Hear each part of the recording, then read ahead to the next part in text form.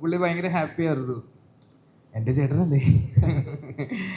അല്ല പക്ഷെ അട്ട ഇല്ലായിരുന്നു ആ കാട്ടില്.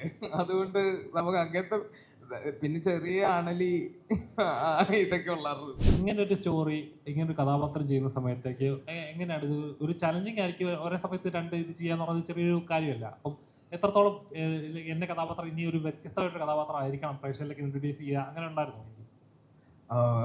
എനിക്ക് എനിക്ക് ആദ്യമേ ജിത്തു ഇതിൻ്റെ സ്ക്രിപ്റ്റ് തന്നപ്പോൾ ഞാൻ ഇത്രയും പ്രോപ്പർ ഒരു സ്ക്രിപ്റ്റ് ഇതിനു മുമ്പ് ഞാൻ വായിച്ചിട്ടില്ല. കാര്യം അതിൽ ഫുൾ ഡീറ്റെയിൽഡ് ആയിട്ടാണ് എഴുതിയേക്കുന്നത്. അത് വായിച്ചു കഴിഞ്ഞിട്ട് എനിക്ക് വേറൊരു കൺഫ്യൂഷൻ ഇല്ല. ഇത് ഈ ക്യാരക്ടറിൻ്റെ മൂഡ് എന്താണ്, ഇത് അത്രയും ഡീറ്റെയിൽ ആയിരുന്നു ആ സ്ക്രിപ്റ്റ്.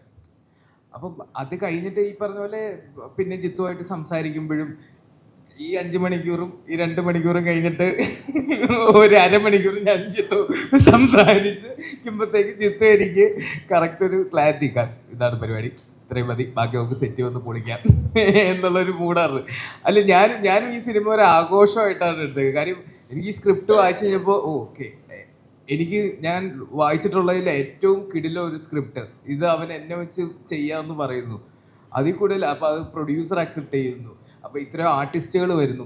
അതിൽ കൂടുതൽ എനിക്ക് വേറെ ഹൈ ഇല്ലായിരുന്നു. പിന്നെ സെറ്റിൽ പോയി പൊളിക്കുക എന്നുള്ളത് എൻ്റെ കയ്യിലുള്ള സാധനമാണ്. അപ്പോൾ ഞാൻ നല്ല കോൺഫിഡൻ്റ് ആയിരുന്നു. ഞാൻ സെറ്റിൽ ഫസ്റ്റ് ഡേ എത്തുമ്പോൾ തന്നെ ഞാൻ കിടിലം കോൺഫിഡൻ്റ് ആയിരുന്നു. പിന്നെ അസോസിയേറ്റ് എന്തുണ്ടെങ്കിലും എനിക്ക് ജിത്തുവിനെ കണ്ടില്ലെങ്കിൽ അസോസിയേറ്റിനെ നോക്കുമ്പോഴത്തേക്കും മെൽവിനെ നോക്കുമ്പോൾ എനിക്ക് കറക്റ്റ് ഐഡിയ കിട്ടും. മെൽവിൻ കയറിപ്പോയാ കുറയ്ക്കണം, ഇതൊക്കെ മെൽവിന് കറക്റ്റ് നമ്മൾ ഭയങ്കര കണക്റ്റായി എല്ലാവരും.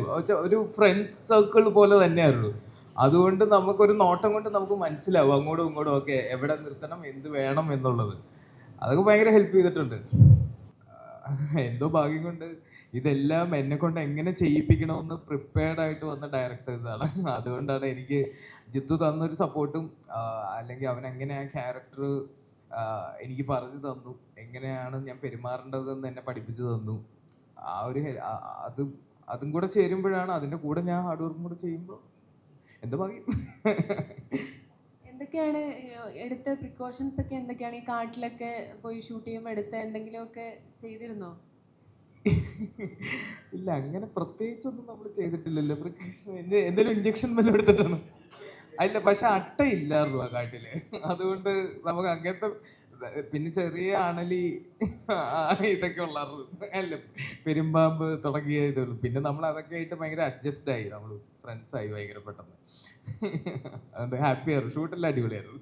അതായത് പടം കഴിഞ്ഞിറങ്ങണ ഇക്കാനെ റിവ്യൂ പറയുമ്പോൾ ആസിഫിക്ക് ഒരു വീഡിയോ എടുക്കുന്ന ഒരു വീഡിയോ ഭയങ്കര വൈറലാണ്. അതിനുള്ള കമന്റ്സിൽ ശ്രദ്ധിക്കുമ്പോൾ ജീവിതത്തിൽ അപ്സ് ആൻഡ് ഡൗൺസിൽ ഇതുപോലെ ചേർത്ത് തന്നെ ഒരു ഇക്ക ജീവിതത്തിൽ ഉണ്ടാവണമെന്ന് പണ്ട് ഭയങ്കര കമന്റ്സ് വരുന്നുണ്ട് സോഷ്യലി.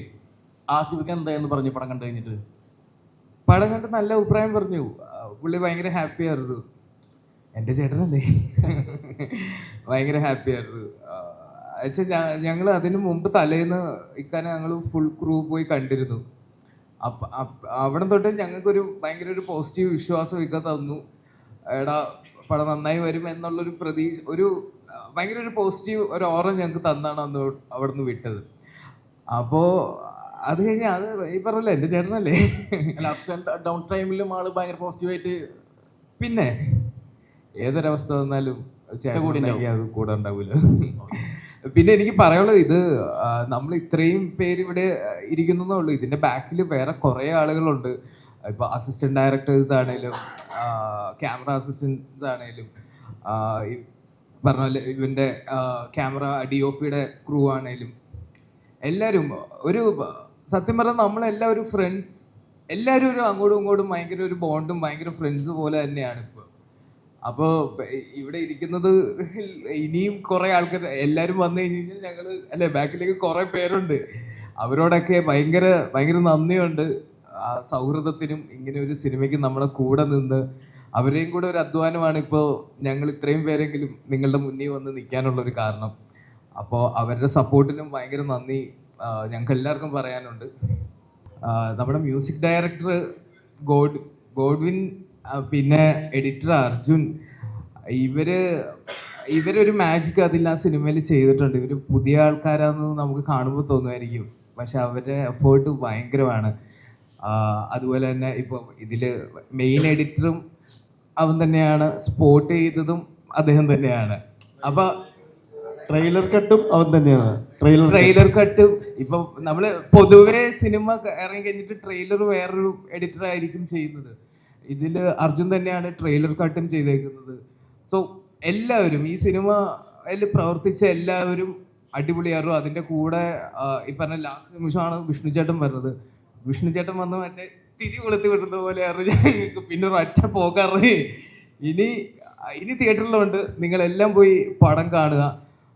ഉറപ്പായിട്ടും എന്തായാലും ഓൾറെഡി റിവ്യൂസ് വന്ന് നിങ്ങൾ പലരും പടം കണ്ടവർ തന്നെയാണ്. അപ്പം നിങ്ങൾക്കറിയാം ഇത് മലയാള സിനിമയിൽ ഒരു ജിത്തു ഉണ്ടാക്കിയ ഒരു അത്ഭുതമാണ്, ഒരു സംഭവമാണ് ഈ സിനിമ.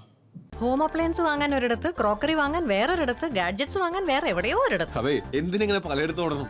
മൈജി ഫ്യൂച്ചർ ഉണ്ടല്ലോ. മൊബൈൽ ഫോൺ മുതൽ ഹോം അപ്ലയൻസസ് വരെ എല്ലാം ഒരിടത്ത്, ഏറ്റവും കുറഞ്ഞ EMI. അങ്ങനെയാണെങ്കിൽ ഏറ്റവും കുറഞ്ഞ വില.